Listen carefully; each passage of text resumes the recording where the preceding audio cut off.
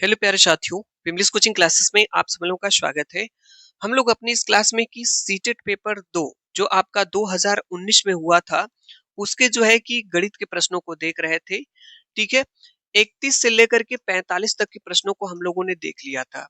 अगर आप भी सीटेट 2026 के लिए प्रिपरेशन कर रहे हैं, जिसकी परीक्षा आपकी 8 फरवरी को प्रस्तावित है, तो इस क्लास को आप देख सकते हैं, क्योंकि कुछ इस तरह के प्रश्न सीटेट एग्जाम में लगातार पूछे जाते रहे हैं। सीटेट का यही पैटर्न रहा है मैथ का पूछने का।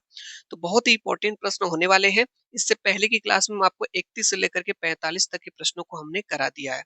अब हम लोग सीधे चलते हैं अपने 46 नंबर के प्रश्न पे, जो 2019 में पूछा गया था। ठीक है, सीधे चलते हैं 46 पे। यहाँ पे देखिए 45 तक के हमने प्रश्नों को करा दिया था। अब हम लोग जो है कि यहाँ से 46 नंबर का प्रश्न देखेंगे। यहाँ पे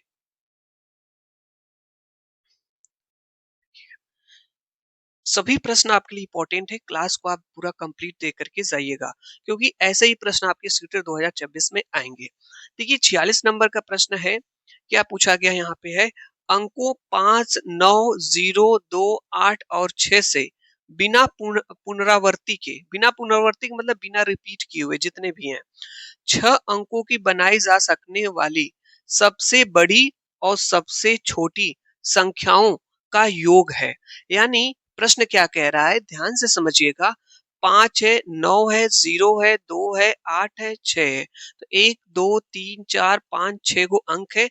इन 6 अंकों से आपको सबसे बड़ी संख्या बनानी है, सबसे छोटी संख्या बनानी है, उसके बाद इसका योग करना है। क्या करना है? योग करना है।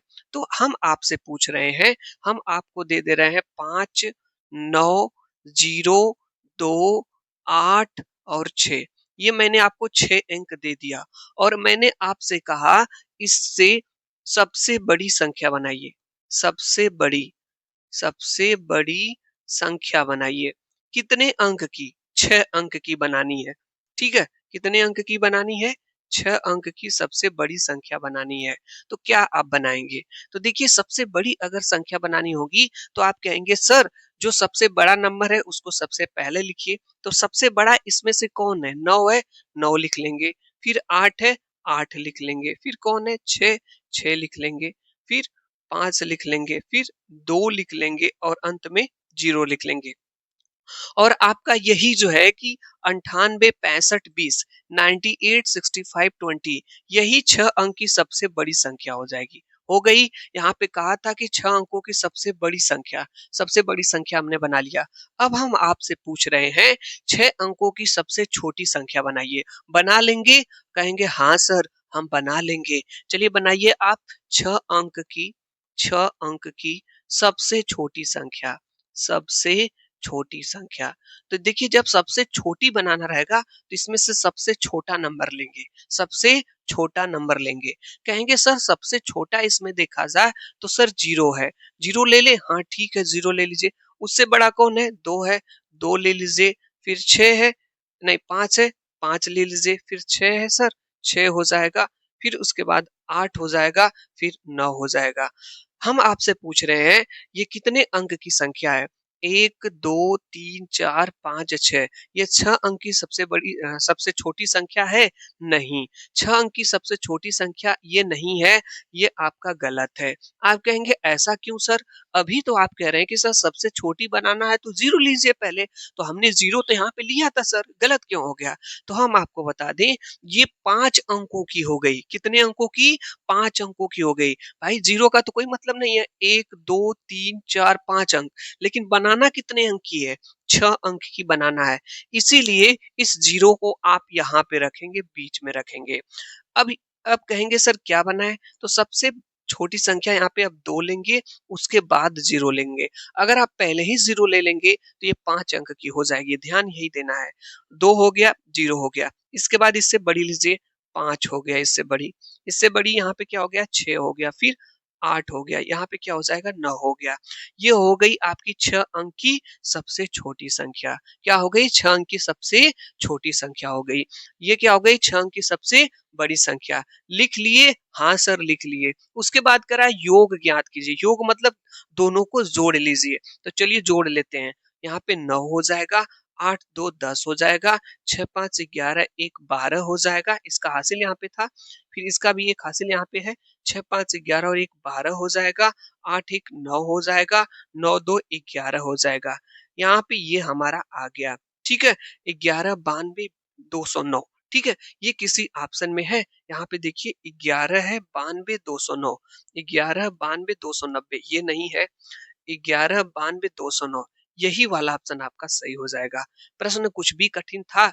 नहीं कठिन था। और कहीं गलत तो नहीं हुआ है? कहीं गलत तो नहीं हुआ है जोड़ने में भाई? 9 2 11 सही है। ऑप्शन नंबर आपका सेकंड सही हो जाएगा। ये इस तरह से इस प्रश्न को लगा लेंगे। चलिए 2019 पेपर का अगला प्रश्न चलते हैं। ये 46 नंबर का प्रश्न था। 47 नंबर के प्रश्न पे चलते हैं। ये रहा आपके पास 47 नंबर का प्रश्न। चलिए प्रश्न पढ़िए अच्छे से, समझने का प्रयास करिए। प्रश्न क्या कह रहा है यहाँ पे कि पैटर्न दिया है 12 14 17 13 8 14 21, यहाँ पे स्पेस दिया है, यहाँ पे स्पेस दिया भरने के लिए, में लुप्त दो संख्याएं क्रमशः है। यहाँ पे दो संख्या पूछ रहा है कि क्या आएगी। तो देखिए आप इसका सीरीज चेक करेंगे कि क्या पैटर्न बन रहा है। यहाँ पे देखिए 12 है, 12 के बाद यहाँ पे क्या किया गया है, प्लस 2 किया गया है। 12 में 2 जोड़ेंगे तभी तो सर होगा 14। हाँ सर होगा। इसके बाद 14 में कितना जोड़ दें तो 17 हो जाए, तो कहेंगे सर 3 जोड़ लीजिए। हाँ 3 हमने जोड़ लिया। अब 17 यहाँ दिया है, यहाँ पे 13 दिया है, प्लस किया है कि माइनस। आप कहेंगे सर 17 रुपए में से 4 रुपए माइनस कर देंगे तो 13 रुपए आ जाएगा। फिर 13 रुपए में से सर अगर 5 रुपए माइनस करेंगे तो 8 रुपए आ जाएगा। आएगा कि नहीं आएगा? आएगा सर, ठीक है। इसके बाद यहाँ पे देखिए 8 के बाद 14 दिया है, इसका मतलब प्लस है, ज्यादा है, तो 8 के बाद यहाँ पे +6 किया है, ठीक है। और यहाँ पे देखेंगे 14 के बाद किया है, यहाँ पे +7 किया है कि नहीं किया है? हाँ सर किया है। तो यहाँ पे देखिए +2 +3 -4 -5 फिर +6 +7 हो गए। अब यहाँ पे हम लोग जो है कि क्या करेंगे, ये आपको देखना है। यहाँ पे देखिए आपका 21 है, तो 21 में से आप क्या कर लेंगे, घटाएंगे। देखिए ध्यान से एक चीज समझिएगा हो क्या रहा है यहाँ पे। ऐसा एक बार दो बार प्लस हो रहा है, देखिए ये दो बार प्लस हुआ तो दो बार माइनस हुआ, फिर दो बार प्लस हुआ तो फिर माइनस का बारी है कि नहीं है? है सर। क्यों? दो बार प्लस हुआ, फिर दो बार सर माइनस हुआ, फिर दो बार प्लस हुआ, फिर दो बार माइनस होगा। तो अब 21 में से क्या घटाएं? देखिए 2 3 4 5 6 7, यहाँ पे क्या आएगा, 8 आएगा। अब किसकी बारी है? घटाने की बारी है सर। तो यहाँ पे -8 कर देंगे। कर ली -8? हाँ सर कर लीजिए -8। 21 में से 8 रुपए घटाइए, तो कहेंगे सर 21 में से 8 रुपए घटाएंगे तो सर यहाँ पे 13 आएगा। 13 आ जाएगा। अभी भी घटाने की बारी है क्योंकि दो बार घटाना करेंगे। अब देखिए यहाँ पे 8 है, तो यहाँ पे अब क्या होगा, 9 लिखेंगे। यहाँ पे भी घटाना है तो 13 में से 9 घटाएंगे तो 4 आ जाएगा। ये हमारा आंसर 13 और 4 आ गया। यहाँ पे किसी ऑप्शन में है 13 और 4? यहाँ पे देखिए 13 और 4 आपका दिया गया है। यही वाला ऑप्शन सही हो जाएगा। हो जाएगा कि नहीं हो जाएगा? हाँ सर हो जाएगा। समझ में आ रहा है? हाँ सर समझ में आ रहा है। चलिए इस तरह के प्रश्नों को आपको लगाना है। बहुत ही बेहतरीन प्रश्न था। अगला प्रश्न आपके पास है, इस प्रश्न को आप लोग देखेंगे। ये वाला प्रश्न देखिए 48 नंबर का प्रश्न है। इसको आप लोगों को लगाना है। चलिए 48 नंबर का प्रश्न है कि 4 अंकों की वह न्यूनतम संख्या जो 6 7 और 4 का गुणज है निम्न है। ठीक है, तो यहाँ पे हमसे ये कह रहा है कि 4 अंकों की वह न्यूनतम संख्या। तो 4 अंकों की यहाँ पे न्यूनतम संख्या एक आपका 1006 दिया ऑप्शन में है, 1008 दिया है, 1000 दिया है, यहाँ पे क्या दिया है, 1 मिनट भाई, वहां पे दिया है 1002 दिया है। ठीक है, तो कह रहा है इसमें से 4 अंक की कौन सी ऐसी न्यूनतम संख्या है इन चारों में से जो आपका 6 से भी कट जाएगी, 7 से भी कट जाएगी, 4 से भी कट जाएगी, मतलब गुणज है, मतलब उसके पहाड़ी में आएगी, मतलब गुणा करने पे। तो चलिए चेक करते हैं। सबसे पहले 4 का रूल क्या है? जैसे आप टेस्ट फॉर डिविजिबिलिटी का रूल पढ़े होंगे, ठीक है, टेस्ट फॉर डिविजिबिलिटी का रूल पढ़े होंगे। मतलब कोई संख्या 2 से कटेगी उसका क्या रूल है? कोई संख्या 2 से कटेगी उसका रूल ये होता है कि उसका जो अंतिम प्लेस होता है, जो अंतिम इकाई का स्थान होता है, वो 2 के टेबल में आना चाहिए, या 0 2 4 6 8 होना चाहिए, या सम होना चाहिए। इसी तरीके से 3 का भी रूल है, 4 का भी रूल है। तो 4 का रूल देखिए हम आपको बता दे रहे हैं।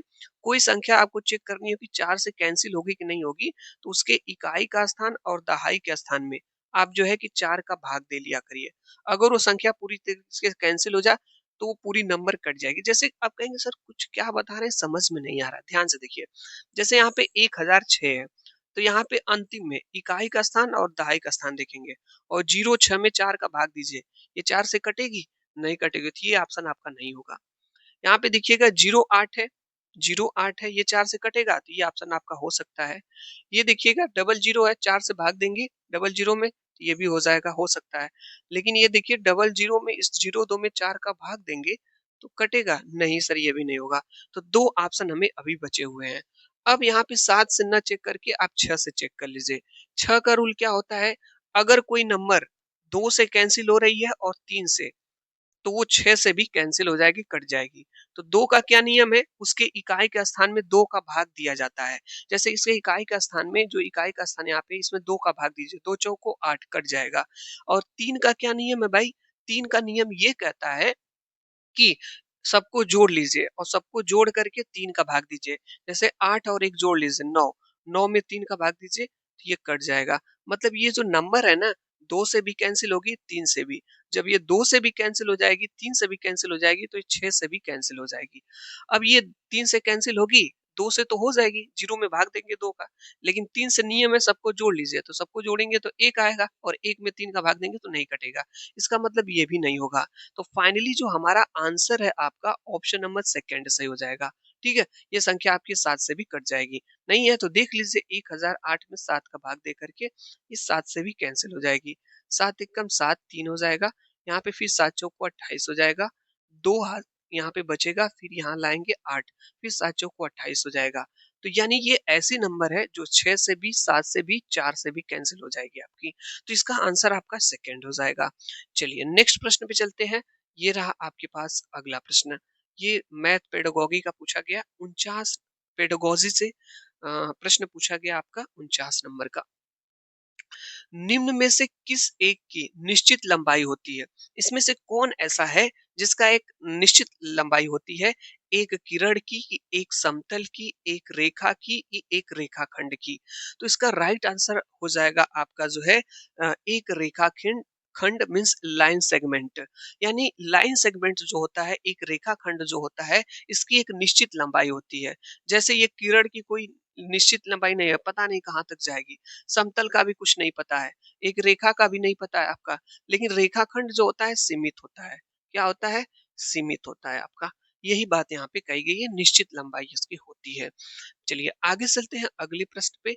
हमारा ये 50 नंबर का प्रश्न है। ठीक है, ये मैथ पेडागोगी का प्रश्न है और बहुत ही शानदार प्रश्न है। ये प्रश्न आपको आ रहा है कि नहीं आ रहा है? प्रश्न पढ़ते हैं। गणित की क्लास में मुक्त सिरे वाले प्रश्नों को समाकलित करने के लिए निम्नलिखित में से क्या सबसे अधिक उपयुक्त है? यानी कि गणित की क्लास में, गणित के क्लासरूम में आप जो है मुक्त सिरे वाले प्रश्न। अब आप कहेंगे सर मुक्त सिरे वाले प्रश्न क्या होते हैं, हमको समझ में नहीं आ रहा है, बताइए। रुकिए रुकिए, अभी बताएंगे इसको हम। जो है को समाकलित करने के लिए निम्नलिखित में से कौन सा तरीका उपयुक्त है? यानी मुक्त सिरे वाले प्रश्नों के लिए जो है पहला ऑप्शन, दूसरा, तीसरा और चौथा दिया है। पहला है, ये प्रश्न विद्यार्थियों में आलोचनात्मक चिंतन का विकास करते हैं। क्या मुक्त सिरे वाले जो प्रश्न होते हैं बच्चों में, ये प्रश्न आलोचनात्मक चिंतन का बच्चों में विकास करते हैं, बालकों में? इन प्रश्नों के उत्तर उत्तर पुस्तिक में नहीं दिए होते हैं और इन प्रश्नों को हल करने में समय अधिक लगता है। इन प्रश्नों की एक दूसरे से नकल करना आसान नहीं है। तो इसका सही आंसर आपका हो जाएगा ऑप्शन नंबर फर्स्ट, करेक्ट हो जाएगा। ये प्रश्न विद्यार्थियों में आलोचनात्मक आलोचनात्मक चिंतन का विकास करते हैं। कौन? मुक्त सिरे वाले प्रश्न। ये क्या होता है? बच्चों का क्रिटिकल थिंकिंग, जो सोचने की शक्ति है, क्षमता है, वो बढ़ती है। जैसे क्या होता है, आप एक गणित के टीचर हैं, क्लास में बच्चों से आप पूछ रहे हैं मुक्त सिरे वाले प्रश्न। मुक्त सिरे वाले प्रश्न अगर आप पूछते हैं तो उनका जो आंसर है बच्चे जो है अलग अलग देते हैं। यानी ऐसे समझिए, जैसे आप एक रास्ता है, यहाँ से आपको चलना है। ठीक है, इसके चलने के कई रास्ते हैं, आप कई रास्तों से पहुंच जाते हैं, लेकिन मंजिल सबकी क्या है? एक ही मंजिल है पहुंचने की। तो प्रश्न जो होता है, जो यहाँ पे मुक्त सिरे वाला प्रश्न एक ही होता है, लेकिन जब बच्चे उसका उत्तर बताते हैं, अलग अलग बालक तो अपने अलग अलग तरीकों से बताते हैं। ठीक है, लेकिन सबका आंसर एक ही होता है। यानी जैसे मान लीजिए आप एक गणित के टीचर हैं, बच्चों से आपने पूछा कि 4 और 2 कितना होगा? 4 और 2 कितना होगा? तो बच्चे इसका आंसर अलग-अलग तरीकों से बता सकते हैं कि 4 और 2 कितना होगा। तो कुछ बच्चे ऐसे कहेंगे कि 2 प्लस 2 प्लस 2 3 बार लिखेंगे, कहेंगे 4 और 2 6 होता है। बता सकते हैं 4 और 2 6 हो सकते हैं। कुछ बच्चे दूसरे बालक कहेंगे सर 4 प्लस 2 बराबर 6 होता है। कुछ कहेंगे नहीं सर 2 प्लस 4 बराबर 6 होता है। तो देख रहे हैं प्रश्न एक ही है, प्रश्न एक ही है लेकिन अलग-अलग। पहले बालक ने इस तरह से लगाया, दूसरे बालक ने इस तरह से बताया, तीसरे बालक ने इस तरह से बताया। तो जो मुक्त सिरे वाले जो है आपके प्रश्न होते हैं उसमें जो है आप बच्चा जो है अलग-अलग तरीके से सभी बच्चे एक तरीके से आंसर नहीं सोचते हैं, सब अलग-अलग तरीके से आंसर सोचते हैं, लेकिन सबका आंसर एक ही होता है। तो ये उसमें बच्चों का जो है कि आलोचनात्मक चिंतन का विकास होता है इसमें, ठीक है? आलोचनात्मक चिंतन का विकास होता है, पहला वाला ऑप्शन आपका सही हो जाएगा, ठीक है? एक होता है बंद सिरे वाला प्रश्न, तो बंद सिरे वाले प्रश्न में क्या होता है कि उसका बस डायरेक्ट आंसर बताना है। जैसे बच्चों से पूछ लिया जा कि चा जैसे बच्चों से पूछ लिया जाए 2 प्लस 2 कितना होगा? तो उनको बताना ही है 4 ही है, 4 होगा। यानी बंद उत्तर वाले जो प्रश्न में है उसका उत्तर बस आपका सटीक एक ही उत्तर होता है। लेकिन आपका मुक्त सिरे वाले प्रश्नों में उत्तर बताने का बच्चों का जो तरीका होता है अलग-अलग होता है लेकिन आंसर उनका एक ही होता है, ठीक है? तो यहाँ से बच्चों में जो है क्रिटिकल थिंकिंग का विकास होता है, आलोचनात्मक चिंतन का। नेक्स्ट चलते हैं अगले प्रश्न पे। ये रहा आपके पास अगला प्रश्न। और ये भी बहुत ही अच्छा प्रश्न है और इसको देखते हैं ये 51 नंबर का प्रश्न है। देखिए, प्रश्न है कि आंकड़ों का प्रबंधन के संबंध में निम्नलिखित में से कौन सा सही है? किसके संबंध में भाई? आंकड़ों का प्रबंधन। आंकड़ों का प्रबंधन मतलब इसको इंग्लिश में डाटा हैंडलिंग कहते हैं। क्या कहते हैं? डाटा हैंडलिंग कहते हैं। इसके संबंध में क्या सही है? एक रेखा आलेख आंकड़ों की विभिन्न श्रेणियों के बीच तुलना करने के काम आता है। एक आयत चित्र किसी एक संपूर्ण विभिन्न भागों की तुलना करने के लिए उपयोग किया जाता है। आंकड़ों का आलेख आंकड़ों का आलेखों द्वारा आंकड़ों का आलेखों द्वारा प्रदर्शन समझने में बहुत आसान होता है जब भी आंकड़ों का रुझान या तुलना दिखानी हो। तो यही वाला ऑप्शन आपका सही हो जाएगा। अरे भाई डाटा हैंडलिंग के माध्यम से आप देखे होंगे आप जो है इसमें ये रिकॉर्ड ऐसे नहीं दिखाया जाता है। ये सब जो है तो इसमें बड़ा ही सिंपल तरीके से समझना डाटा क्लियर हो पाता है कि क्या चीजें हैं। ठीक है, आप देखे होंगे मैच वैच में भी दिखाया जाता है। ठीक है, या कोई ऐसे प्रयोग किया जाता है तो इसमें ये ब्लू कलर है 20% ये। तो डाटा हैंडलिंग का प्रयोग करके जो है इसमें क्या होता है समझने में ये बहुत आसान होता है। कौन? आंकड़ों का जो प्रबंधन होता है डाटा इसमें।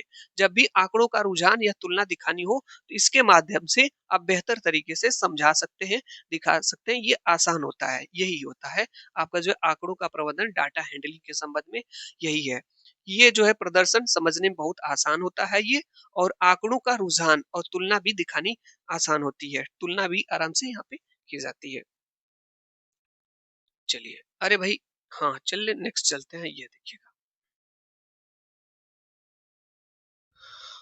ये जो प्रश्न है और ये प्रश्न आपका 52 नंबर का है। तो जो लोग पेपर फर्स्ट के लिए प्रिपरेशन कर रहे हैं या सीटेड पेपर सेकंड के लिए, दोनों लोगों को मैं बता दूं सीटेड 2026 में एक प्रश्न इसका एक फिक्स है आपका। देख लीजिएगा आएगा आपका एक प्रश्न इसके जैसा। तो 52 नंबर का प्रश्न बहुत ज्यादा इंपॉर्टेंट है। इसका मैं जितने भी क्लास कराता हूँ हर क्लास में ये प्रश्न आता है। और इस क्लास में भी देखिए 2024 के पेपर में आपका आया है। अगर इस तरह का प्रश्न आपका आएगा तो आपसे गलत नहीं होना चाहिए, गलत नहीं होगा। कुछ तरीके बता रहे हैं आपको, ध्यान दीजिएगा आप लोग, आपसे कभी नहीं ये प्रश्न गलत होगा। देखिए यहाँ पे कह रहा है 8 मीटर 70 सेंटीमीटर चौड़े, 8 मीटर लंबे 70 सेंटीमीटर चौड़े 40 सेंटीमीटर मोटे लकड़ी के एक ब्लॉक से 2 मीटर 35 सेंटीमीटर 8 सेंटीमीटर माप वाले कितने फट्टे बनाए जा सकते हैं। अभी घनाभ वाला क्वेश्चन था, एक बड़ा घनाभ में छोटे घनाभ को रखना है, एक वर्गाकार उसमें छोटे-छोटे टाइल्स को भरना है। तो जब भी इस तरह का प्रश्न है तो पहला काम आपको क्या करना है? भाग देना है। स्टेप फर्स्ट में क्या कर देना है? भाग देना है। यानी पहले जो आपका ये डाटा दिया गया है, इस वाले डाटा में ये जो दूसरा वाला डाटा आपका प्रश्न में देगा, इससे इसमें भाग दे लीजिएगा। भाग दे लेंगे, स्टेप फर्स्ट आपको यही ध्यान देना है। तो चलिए भाग दे लेते हैं यहाँ पे। तो यहाँ पे एक चीज भाग देंगे तो ध्यान से एक चीज देखिएगा, जैसे 8 गुड़े यहाँ पे 70 गुड़े 40 है और अपान में यहाँ पे 2 गुणे 35 गुणे 8। जब भी इस तरह का प्रश्न आए तो भाग देंगे स्टेप फर्स्ट में। समझ गए? हाँ सर समझ गए। उसके बाद दूसरा स्टेप जो मैं गलती करने जा रहा हूँ वो गलती आपसे भी आप हो सकती है। दूसरे स्टेप में आपको ये देखना है कि जो यहाँ पे यूनिट दिए गए हैं सेम है कि नहीं है। यहाँ देखिए मीटर है तो यहाँ सेंटीमीटर है, तो यहाँ सेंटीमीटर है, यहाँ मीटर है तो यहाँ पे सेंटीमीटर है, यहाँ पे सेंटीमीटर है। तो एक काम करना होगा आपको कि या तो सेंटीमीटर में सबको कर दीजिए या तो सबको मीटर में कर दीजिए। ठीक है? या तो सबको सेंटीमीटर में कर दीजिए या तो मीटर में कर दीजिए। अब हम आपको बता दे रहे हैं, जैसे 1 मीटर में आपका होता है 100 सेंटीमीटर। 1 मीटर में क्या होता है? 100 सेंटीमीटर आपका होता है। तो हम लोग यहाँ पे क्या करेंगे? ध्यान से समझिएगा, यहाँ पे ये 8 मीटर है, ये सेंटीमीटर में है, सेंटीमीटर में ये है, सेंटीमीटर में ये है, सेंटीमीटर में ये है, सेंटीमीटर में ये है। तो सेंटीमीटर वाला डाटा ज़्यादा है। कितने लोग हैं? 1, 2, 3 और 4 लोग सेंटीमीटर में हैं और 2 ही लोग यहाँ पे देखिए मीटर में हैं, तो इन मीटर वालों को भी सेंटीमीटर में बदल देना होगा। अब आप कहेंगे सर सबको सेंटीमीटर में बदलें कि मीटर में बदलने? तो उसके लिए भी हमने आपको बता दिया कि जैसे यहाँ पे जो सेंटीमीटर वाले ज़्यादा हैं, मीटर वाले कम हैं, तो मीटर वाले को सेंटीमीटर में बदलेंगे। तो देखिए 1 मीटर में हमारा 100 सेंटीमीटर होता है, तो 2 मीटर में कितने सेंटीमीटर होंगे? तो गुणा कर देंगे। 2 मीटर में आपका 200 सेंटीमीटर होगा, होगा कि नहीं? जब 1 मीटर में 100 सेंटीमीटर तो 2 मीटर में 200 सेंटीमीटर और यहाँ पे 8 मीटर है, इसको भी बदल लीजिए। तो सर कहेंगे 8 मीटर में हमारा 800 सेंटीमीटर हो गया। बदल गया? हाँ सर बदल गया। तो जहाँ पे 2 मीटर रहेगा वहाँ 200 सेंटीमीटर लिखेंगे, जहाँ 8 मीटर वहाँ 800 सेंटीमीटर लिखेंगे।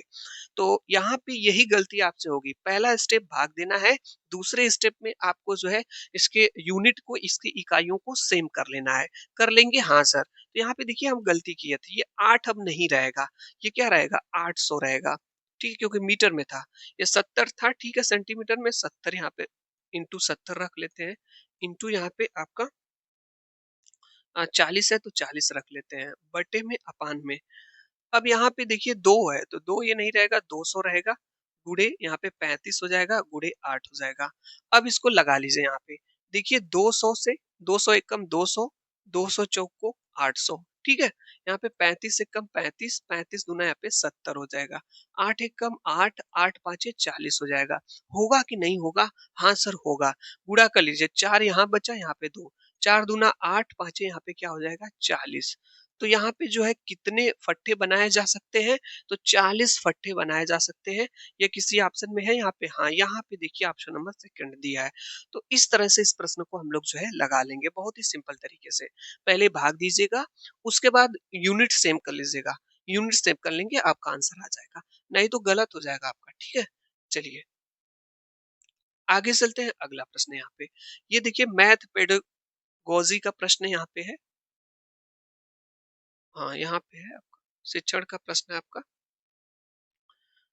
देखिए यहाँ पे जो प्रश्न पूछा है कि एक बच्चे ने प्रश्न हल किया, एक बच्चे ने यहाँ पे प्रश्न हल किया। क्या हल किया? 1/2 प्लस 1/3 बराबर 2/5। उसने इसको हल किया यहाँ पे, ठीक है? पता नहीं किस तरह से हल किया है। ऊपर वाले को ऊपर में जोड़ लिया है, अंश को अंश में। देखिए 1 1 2 कर दिया है, 3 2 5 कर दिया है। इस तरह से भिन्न, बड़ा सरल तरीके से इसने लगाया है। इस हल से सबसे उपयुक्त क्या निष्कर्ष निकाला जा सकता है? ये जो हल बच्चे ने किया है, बालक ने किया है, इससे क्या जो है निष्कर्ष निकाला जा सकता है? पहला है, दूसरा है, तीसरा है, चौथा है। पहला ऑप्शन पढ़ते हैं, बच्चा नहीं जानता कि भिन्नों की संख्या रेखा पर कैसे प्रदर्शित किया जाता है। दूसरा है, बच्चे ने प्राकृतिक संख्याओं के जोड़ की अवधारणा को भिन्नों के जोड़ तक विस्तारित किया है। बिल्कुल यही वाला ऑप्शन आपका सही हो जाएगा, ये वाला ऑप्शन। ठीक है, क्यों? यहाँ पे ध्यान से देखिएगा, बच्चे ने प्राकृतिक संख्या, तो ये सब प्राकृतिक की संख्या है, 1 2 3 4 5, ये सब प्राकृतिक संख्या होती है। प्राकृतिक संख्याओं के जोड़ की अवधारणा, तो प्राकृतिक संख्याओं की जो जोड़ है, देखिए इसने यहाँ जोड़ का प्रयोग किया है कि नहीं किया? यहाँ पे जोड़ का प्रयोग, अवधारणा को भिन्नों के जोड़ तक, तो भिन्नों के जोड़ तक जो है कि विस्तारित किया है। यानी प्राकृतिक संख्या का जो जोड़ होता है, ऐसे 1 प्लस 1 कितना हो जाएगा? 2। तो ये प्राकृतिक संख्या का जो है जोड़ होता है। इसकी जो अवधारणा होती है, उसने इसको भिन्न के रूप में कन्वर्ट कर दिया है।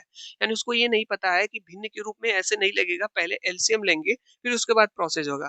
तो जो प्राकृतिक संख्या का जोड़ होता है, जो उसका कॉन्सेप्ट होता है जोड़ने का, उसी तरीके से उसने जोड़ लिया है। 2 और 3 5 कर दिया है, 1-1 2 जोड़ दिया है। जैसे बच्चे को दिया जाएगा 2 + 3, तो यही कहलाएगा प्राकृतिक संख्याओं का जोड़ की अवधारणा, इसी को कहेंगे। ये 5 है, तो नीचे को नीचे जोड़ दिया है, ऊपर को ऊपर उसने जोड़ दिया है। तो यही ऑप्शन आपका सही हो जाएगा, यही आपका जो है सबसे उपयुक्त निष्कर्ष आप यही निकाल सकते हैं आप। ठीक है?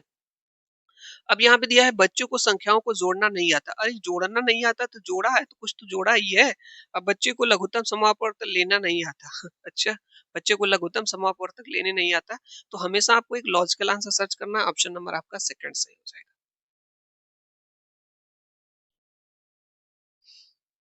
चलिए, ये रहा आपके पास अगला प्रश्न। 54 नंबर का प्रश्न है, राष्ट्रीय शिक्षा नीति 2020 गणित और कंप्यूटेशनल सोच के महत्व को बढ़ावा देती है क्योंकि ये जो न्यू एजुकेशन पॉलिसी है 2020, ये गणित और कम्प्यूटेशनल सोच को महत्व को बढ़ावा देती है क्योंकि पहला ऑप्शन है, यह एआई, मशीन लर्निंग और डेटा साइंस आदि जैसे उभरती हुई तकनीक का आधार है। दूसरा है, यह एक शिक्षक का स्थान ले सकता है। तीसरा, यह स्कूल में सीखने का सबसे कठिन पहलू है। चौथा, यह मानव अस्तित्व के लिए मूलभूत है। यानी जो राष्ट्रीय शिक्षा नीति 2020 है, ये गणित और कम्प्यूटेशनल सोच के महत्व को बढ़ावा देती है क्योंकि यह एआई, मशीन लर्निंग और डेटा साइंस आदि जैसे उभरती तकनीकों का आधार है। ये वाला ऑप्शन आपका सही हो जाएगा, फर्स्ट ऑप्शन आपका करेक्ट हो जाएगा। ठीक है, याद रख लीजिएगा, इस प्रश्न का आंसर फर्स्ट हो जाएगा आपका। चलिए, अगला प्रश्न यहाँ पे है और बहुत ही अच्छा प्रश्न है और इसका आंसर आपको बताना है। सभी प्रश्न आपके लिए बहुत ज्यादा इंपॉर्टेंट है और इस तरह के प्रश्न आपके सीटेट 2026 में आएंगे। प्रश्न है कि राष्ट्रीय पाठ्यचर्या रूपरेखा 2005 के अनुसार गणित के शिक्षकों को इस ओर ध्यान केंद्रित करने की जरूरत है। यानी कि राष्ट्रीय पाठ्यचर्या रूपरेखा 2005 एनसीएफ 2005 के अनुसार जो गणित के शिक्षक है, जो गणित के टीचर हैं, उनको किस ओर ध्यान केंद्रित की जरूरत है। ठीक है, पहला है संस्मरण और गहन रूप से एल्गोरिथम को बढ़ावा देने के लिए, गणितीय तर्क विचार में या सही उत्तरों के लिए एकमात्र अधिकारी बनना। तो बताइए, क्या आपका यहाँ पे 3 स्टेटमेंट दिए हैं, तो इसका सही आंसर हो जाएगा आपका जो है, उनको केवल गणितीय तर्क पर विचार करना चाहिए, इस पर जो है हमको ध्यान केंद्रित करें क्योंकि गणित जो है तर्क का विषय है। ठीक है, तर्क का है, लॉजिक का है, तो इसका सही ऑप्शन केवल बी होगा, जो कि किसी ऑप्शन में दिया होगा। यहाँ पे दिया है फर्स्ट वाले में केवल बी। ठीक है, ये वाला ऑप्शन आपका सही हो जाएगा। यहाँ पे देखिएगा, ये प्रश्न आपके पास है, ये बहुत ही ज्यादा इंपॉर्टेंट है। यहाँ कह रहा है प्रश्न में कि चौथी कक्षा के बच्चों को क्षेत्र की अवधारणा से परिचित कराने का सबसे प्रभावी तरीका है। यानी क्लास 4 का बच्चा है, उसको आप जो है एरिया का नॉलेज देना चाहते हैं, क्षेत्रफल का, क्षेत्रफल का। तो इसमें से सबसे प्रभावी तरीका कौन सा है? सूत्र आधारित विधि बताएंगे, उससे आप बालक को, बच्चों को जो है क्षेत्र बता सकते हैं, एरिया, क्षेत्रफल के बारे में। सन्निकटन और अनुमान जो है और टेस्लेशन टाइलिंग के द्वारा या गिनतारा के द्वारा। इसका सही आंसर हो जाएगा टेस्लेशन या टाइलिंग के द्वारा। यानी जैसे टाइल लगा करके, एक टाइल आपने लगाया, दूसरी टाइल लगाया, फिर तीसरी टाइल लगाया, तो ये क्षेत्रफल, ये एरिया के बारे में जो है इसके द्वारा जो है आप बच्चों को सिखा सकते हैं। अरे भाई, कोई चीज कितना स्थान घेरती है वही तो उसका क्षेत्रफल होगा। जैसे ये इसमें जो है ये इसका क्षेत्रफल है, एरिया के बारे में जो है टाइलिंग का सबसे बढ़िया एग्जाम्पल यहाँ पे टेस्लेशन होगा, टेसेलेशन होगा। ये देखिएगा, आपका सवाल है भिन्न का और इसको तो आप लोग लगा ही सकते हैं, भिन्न का सवाल है। और देखिए, जब भी भिन्न का सवाल है तो गलत नहीं होना चाहिए, जल्दबाजी करेंगे तो गलत हो जाएगा। ऑप्शन काफी क्लोज दिए जाते हैं कई बार। ये प्रश्न आपका है 57 नंबर का प्रश्न है। यहाँ पे देखिए पूछा गया है प्रश्न, ये भिन्न का सवाल है, बहुत ही सिंपल है, आसानी से आप लगा सकते हैं। देखिए दिया है 4/7 यहाँ पे प्लस 5/14 दिया है, माइनस यहाँ पे 7/8 दिया है। आप एलसीएम ले लीजिए तीनों का, तो 7, 14 और 8 का एलसीएम ले लेंगे आप। तो जब आप इसका एलसीएम लेंगे, चलिए यहाँ पे एलसीएम ले ही ले लेते हैं, बहुत ही सिंपल है प्रश्न। 2 से कैंसिल हो जाएगा, 7, 2 7 14, यहाँ पे 2 चौको 8। अब इसको 4 से कैंसिल कर दीजिए, 1 हो जाएगा, 7 यहाँ पे 7, 7 से कैंसिल कर दीजिए, 4 दूना 8 7 56 आपका एलसीएम हो जाएगा। जब 56 आपका एलसीएम हो जाएगा, यहाँ पे 7 वाटे 56 और 8 चौको 32, प्लस 14 चौको 56 और 5 चौको 20, माइनस 8 साते 56, 7 साते 49, तो 32 और 20 52 हो जाएगा, माइनस 49 बटे आपका क्या हो जाएगा 56 हो जाएगा। घटा लीजिए 49 3 3 होगा ना यहाँ पे? देखिए गलत हो गया क्या कहीं पे जोड़ने में? 8 साते 56 हाँ, तो यहाँ पे आप 12 में से 9 जाएगा तो यहाँ पे 3 यहाँ पे नीचे 56 3/56 हमारा आंसर आ जाएगा। यहाँ पे देखिए दिया गया है ऑप्शन नंबर फर्स्ट करेक्ट हो जाएगा। तो इस तरह से इस प्रश्न को हम लोग लगा लेंगे। कुछ है नहीं, एलसीएम लेना है, सिंपल तरीके से आप लगा लेंगे। ये वाला जो प्रश्न आपके सामने मैंने लिया है 2019 पेपर का, ये बहुत ज़्यादा इम्पोर्टेंट है और इससे आपका एक प्रश्न बन जाता है और इससे रिलेट करके मैं बहुत महत्वपूर्ण चीज़ बताने वाला हूँ आपको जो है। यहाँ पे देखिए 58 नंबर का प्रश्न है, निम्न में से किस अक्षर की 2 सममित रेखाएँ हैं? सममित रेखा को इंग्लिश में बोला जाता है लाइन्स ऑफ सिमेट्री। अब आपके मन में एक प्रश्न होगा कि सर ये क्या होता है? सममित रेखाएँ क्या होती हैं? इसके बारे में अभी बताते हैं। तो कह रहा है किस अक्षर की 2 सममित रेखाएँ हैं? ई है, यू है, एच है, तो बी है। तो इसका जो सही आंसर हम आपको बता दें, इसका सही आंसर एच होगा। ठीक है? अब बात कर लेते हैं कि सममित रेखाएँ होती क्या हैं? सममित रेखाएं मतलब ऐसी रेखाएं जो किसी आकृति को, ऐसी रेखाएं ध्यान से सुनिएगा, जो किसी आकृति को दो बराबर भागों में बांटती हैं, दो बराबर भागों में बांटती हैं और जो भाग होते हैं वो एक जैसे होते हैं। जैसे मान लीजिए ये आपका वृत्त है कि नहीं है? ये आपका वृत्त है, यहाँ पे वृत्त है, तो ये मैं यहाँ से एक लाइन खींच रहा हूँ, ठीक है? तो ये सममित रेखा कहलाएगी। क्यों? क्योंकि इस वृत्त को दो बराबर भागों में इसने बांटा भी है और दोनों बराबर भाग जो है एक जैसे है कि नहीं है? ये देखिएगा आपका जो है, ये जैसे आपका जो है आयत है। अब यहाँ से मैं एक लाइन खींच दूं यहाँ से, ये मैंने यहाँ से लाइन खींचा, तो एक भाग ये हो गया, एक भाग आपका ये हो गया, ठीक है? दो भागों में बराबर भागों में बांट दिया और दोनों भाग एक जैसे हैं कि नहीं है? तो सममित रेखा का मतलब होता है ऐसी रेखाएं जो किसी भी आकृति को, चाहे कोई भी आकृति हो, उसको दो बराबर भागों में बांटती हैं और दोनों जो भाग हैं वो एक जैसे होते हैं। तो वही जो है कि सममित रेखाएं कहलाती हैं। जैसे एच है, तो एच जो है यहाँ पे कह रहा है कि किस अक्षर की दो सममित रेखाएं हैं, तो यहाँ पे एच की हो जाएंगी। तो इसको देखिए दो बराबर भागों में ऐसे बांट सकते हैं कि नहीं कर सकते? खींच लेंगे ऐसे वर्टिकल ऐसे। देखिए अब प्रश्न आपके एग्जाम में आता क्या है, जो सबसे ज्यादा इंपॉर्टेंट है इस क्लास का, जो सबसे महत्वपूर्ण चीज है अब आपको सुनने को मिलेगी। देखिए पूछा जाता है कि आयत में कितनी सममित रेखाएं खींची जा सकती हैं? ठीक है, सममित रेखाएं, आयत में कितनी सममित रेखाएं होती हैं? तो याद रखिएगा जो आयत होता है उसमें आपका जो है दो सममित रेखाएं होती हैं। कैसे? जैसे आयत था तो एक ऐसे बीचों बीच से खींचेंगे, आप एक ऐसे खींच सकते हैं, दो। वहीं पे जो वर्ग होता है उसमें आपकी चार होती हैं सममित रेखाएं, याद रखिएगा पूछा जाता है। उसके बाद आपका जो समबाहु त्रिभुज होता है, समबाहु त्रिभुज, समबाहु त्रिभुज में आपकी तीन होती हैं और सबसे ज्यादा इंपॉर्टेंट जो आपके लिए है वृत्त, वृत्त में आपकी जो होती हैं अनंत होती हैं। अनंत सममित रेखाएं खींचे जा सकते हैं। क्यों?